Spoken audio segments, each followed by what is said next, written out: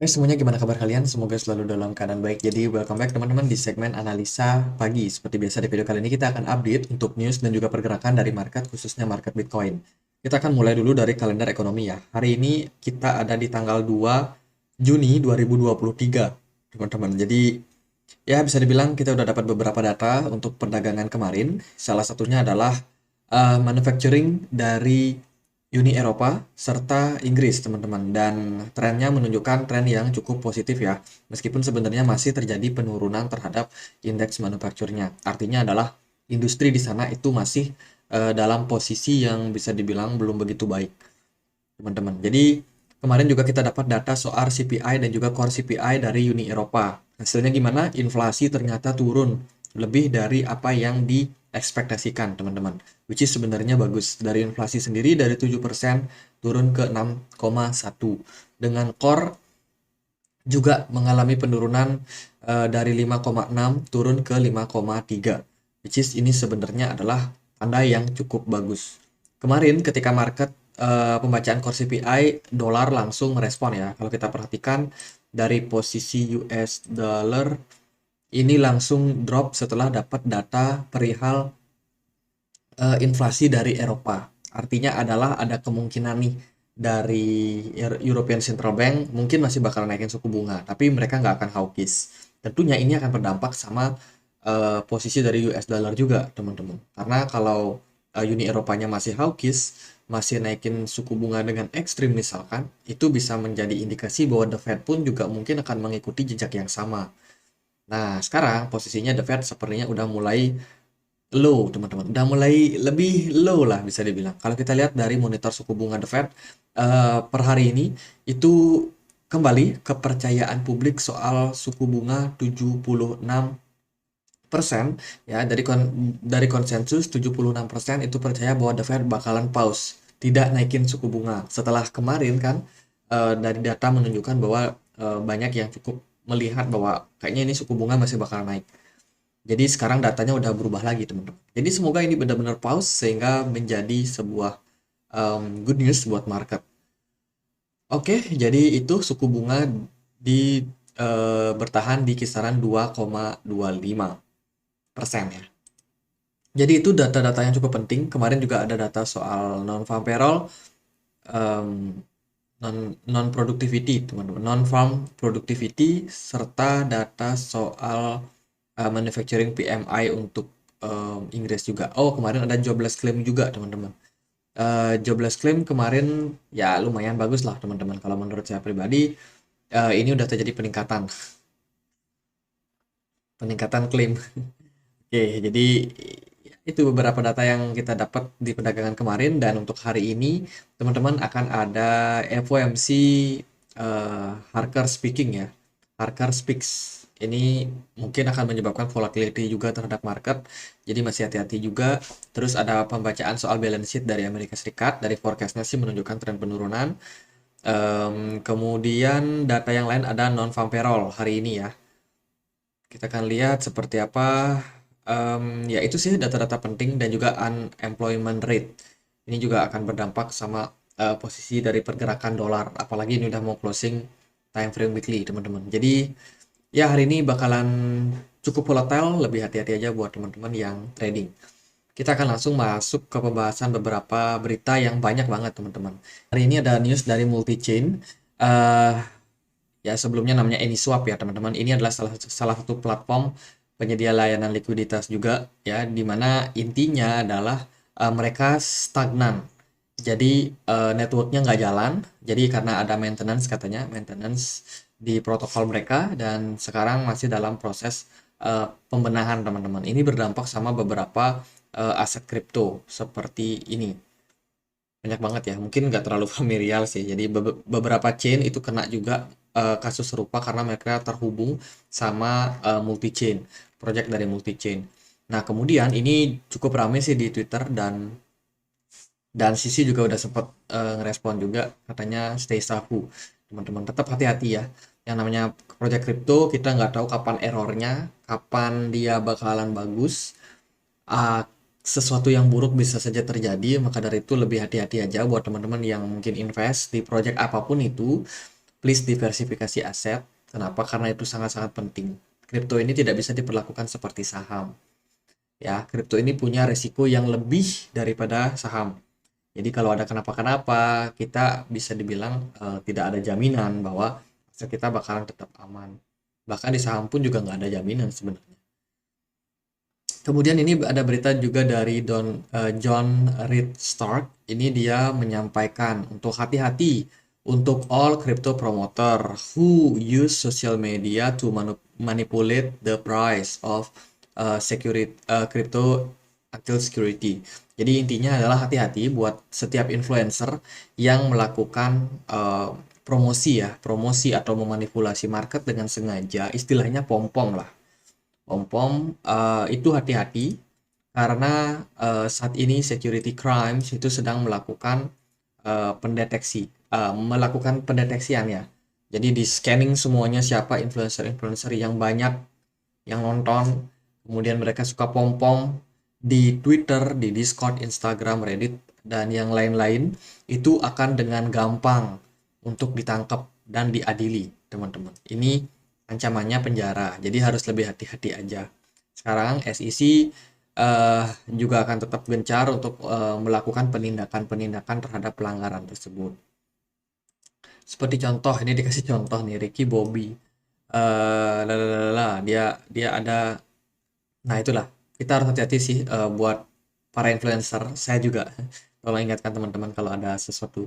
Tapi kita overall kita coba buat bahas news-news seperti ini supaya kita juga tahu ya bahwa di dunia kripto itu sebenarnya memang dilarang. Di dunia perdagangan apapun termasuk saham itu memang dilarang kita melakukan pom-pom koin. Kenapa? Karena itu bisa menimbulkan kepanikan yang terjadi pada market, memanipulasi market sehingga pergerakan koin tidak bergerak sewajarnya. Jadi udah ada beberapa influencer sih yang kemarin kena ya kasus tersebut, termasuk penjualan NFT juga kan kemarin ada, ya banyak lah teman-teman. Itu harus hati-hati buat kita ya. Jadi ini Kim Kim Kardashian kemarin kena ya karena dia promosiin NFT. Dibahas juga sih di sini. Jadi kena masalah SEC, kemudian juga ada BitBoy juga kayaknya kena. Next di berita yang lain atau tweet yang lain ini masih perihal masalah tadi ya multi chain. Terus ada berita dari Huobi Global teman-teman. Huobi join HKVAC. Ini adalah member daripada Hong Kong Fuel Hong Kong Ambition to be Global Web3 Hub. Jadi Huobi udah mulai melihat market bakalan kemana. Oh, market akan pindah ke Hong Kong nih. Jadi mereka udah gencar nih siap-siap mencari regulasi lah di Hong Kong, dan ke depannya sih kalau kita lihat dari newsnya mereka berencana untuk bikin sebuah apa ya, mungkin reksadana gini ya, reksadana Bitcoin gitu teman-teman, reksadana kripto lah istilahnya, yang terdiri dari beberapa koin teman-teman di dalamnya. Jadi ini koin-koinnya yang mungkin akan masuk ke dalam sebuah indeks, independent index on Huobi. Jadi itu mereka berencana bikin indeks gitu ya, kayak reksadana indeks gitu. Ya kita akan lihat, mungkin ini mirip seperti Glassnode, kalau nggak Glassnode apa namanya tuh, Grayscale ya. Grayscale kan kemarin ngeluncurin ETF. Jadi kemungkinan miripnya seperti itu. Kemarin ini ada news juga teman-teman dari CEO Josun. Ini ada hubungannya sama multi chain ya. Ini kan orangnya sama sebenarnya. Jadi Get.io kemarin harganya drop karena diisukan Get.io ini bermasalah. Jadi dia udah